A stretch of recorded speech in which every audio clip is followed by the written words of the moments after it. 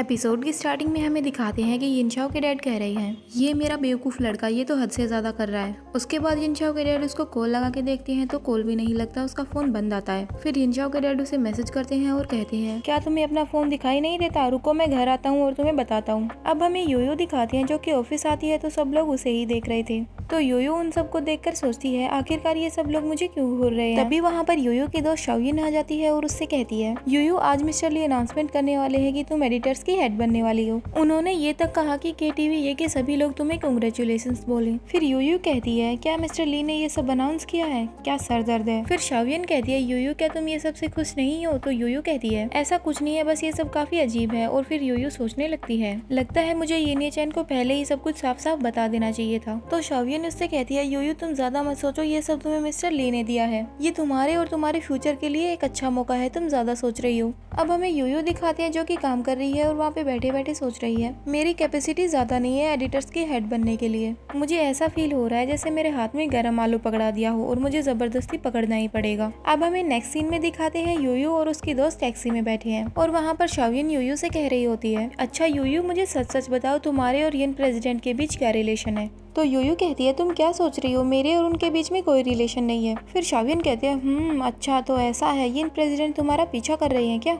फिर योयो शाओयिन से कहती है, ठीक है बस करो, अब हम इस बारे में बात नहीं करेंगे। योयो यिन प्रेसिडेंट वोंग ला वू के डायमंड हैं, वो अपने डैड के लिए एक हीरा है, वो तुम्हारी इस तरह परवाह कर रहे हैं तो तुम्हें इग्नोर नहीं करना चाहिए, इस चीज पर ध्यान दो। और फिर शाओयिन सोचने लगती है, योयो तुम काफी लापरवाह हो, यिन प्रेसिडेंट तुम पर इतना ध्यान देते हैं, ये किसी लापरवाह इंसान को ही पता नहीं चलेगा। फिर योयो शाओयिन से कहती है, शाओयिन तुम यिन प्रेसिडेंट को इतना जानती भी नहीं हो, फिर उनकी बड़ाई मेरे सामने हमेशा क्यों करती रहती हो। तो शाओयिन कहती है, नहीं नहीं ऐसा कुछ नहीं है, मैं बस तुम्हारे साथ बातचीत करना चाहती थी, इसलिए उनकी बातें कर रही थी। अब हमें दिखाते हैं कि योयो और शाओयिन पार्टी में पहुंच जाते हैं। ऑफिस के सभी लोग योयो को पार्टी देना चाहते थे क्योंकि वो एडिटर्स की हेड बनी थी। योयो अंदर जाती है तो एक लड़का उससे कहता है, हमारी नई हेड आ चुकी है, सभी लोग इनका स्वागत करो। लेकिन कोई कुछ नहीं बोलता और योयो को देखकर अजीब बिहेव करने लगते हैं। फिर वो लड़का योयो से कहता है, योयो आप पहले अंदर जाइए। फिर योयो उस लड़के से कहती है, थैंक यू मिस्टर ली, लेकिन आपको ये सब करने की कोई जरूरत नहीं थी। फिर सभी लोग खड़े हो जाते हैं और मिस्टर ली कहते हैं, योयो जब से तुम कंपनी में काम कर रही हो तब से तुमने काफी मेहनत की है, तुम एडिटर्स की हेड बनना डिजर्व करती हो। तभी सभी लोग ताली बजाने लगते हैं और एक लड़की योयो से कहती है, हाँ सच में एडिटर की हेड ने तो काफी मेहनत की है,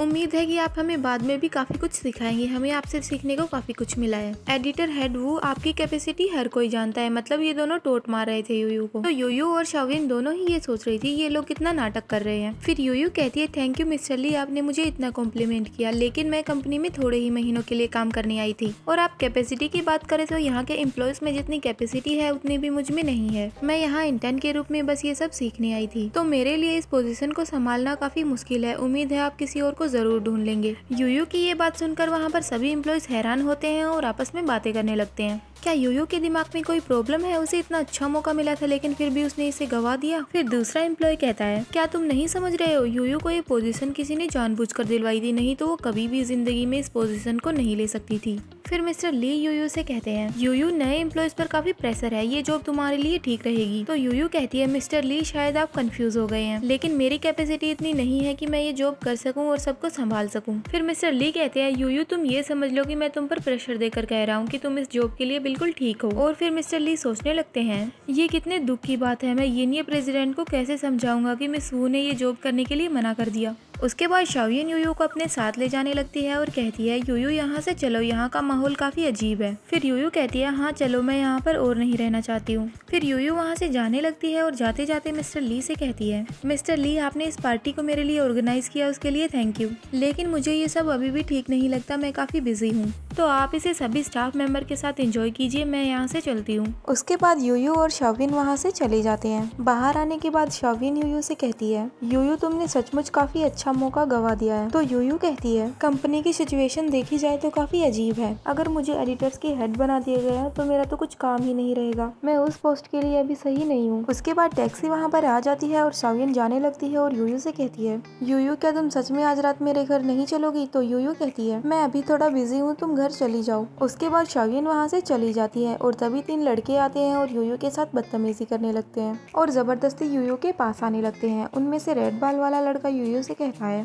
बेब तुम आज रात हमारे साथ खेलो। तो यूयू कहती है, तुम लोग करना क्या चाहते हो? और फिर यूयू पीछे हटने लगती है। तो वो लड़का यूयू से कहता है, तुम कुछ ऐसा करो जिससे हम लोग खुश हो जाएं। तो यूयू कहती है, नहीं मुझे ये सब की कोई जरूरत नहीं है और वहाँ से जाने लगती है। तो उनमें से एक लड़का यूयू को पीछे से जबरदस्ती पकड़ लेता है और फिर कहता है, बेब तुम कहाँ भागने की कोशिश कर रही हो? हम लोग तुम्हें आराम से बता रहे हैं, तुम प्यार से हमारे साथ चलो। हमारा खेल खत्म होने के बाद हम तुम्हें जाने देंगे। लेकिन यूयू जोर जोर से चिल्लाने लगती है और उन लोगों से कहती है, नहीं मुझे जाने दो, कोई मुझे बचाओ, मुझे जाने दो, तुम लोग ये गलत काम कर रहे हो। फिर रेड बाल वाला लड़का यूयू को जोर से थप्पड़ मारता है और उसे कहता है, अरे बिच तुम क्या करने का दिखावा कर रही हो? हम तुम्हें बता रहे हैं, तुम हमारे साथ चलो, तुम सेटिस्फाइड हो जाओगी। यूयू जोर जोर से रोने लगती है। वो लोग उसे अपने साथ ले जाते हैं। वो लोग आपस में बातें कर रहे थे। इस लड़की की बॉडी भी काफी अच्छी है। पहले हम इसे अपने बॉस के पास ले जाते हैं।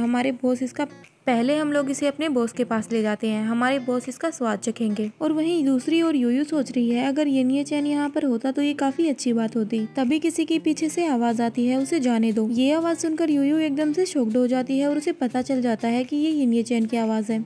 यूयू येनिये चैन को वहाँ पर देखकर काफी खुश होती है और सोचती है, ये सचमुच मुझे बचाने आ गया।